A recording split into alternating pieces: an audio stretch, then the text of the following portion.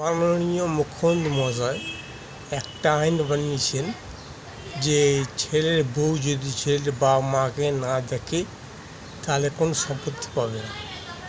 ভালো কথা, ছেলের বাবা মাকে দেখা উচিত এবং এই আইনটা খুব ভালো।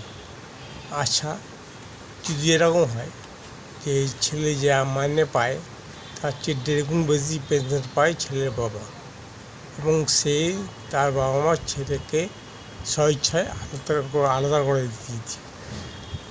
আর যেখানে যাবে, হাসপাতালে হোক, ডাক্তারখানা হোক, ছেলের বউকে দরকার ছেলের মায়ের, সেখানে নিয়ে যায়।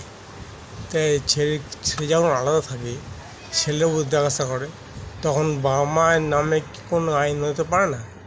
তখন সে সম্পত্তির যে 2 সন্তানের পিতা হয়, যে সন্তানের বেশি আছে তাকে দেওয়া উচিত। আপনারা কী বলেন? তাহলে সেই ছেলে কিছু পাবে না, তাহলে সমান সমান ভাগ পাবে।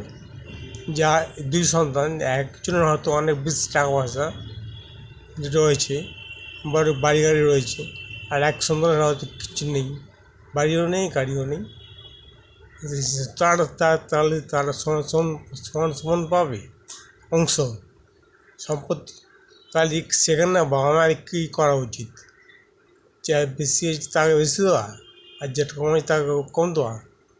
কী করা উচিত আপনি বলুন, কমেন্টে লিখে জানান প্লিজ। Thank you.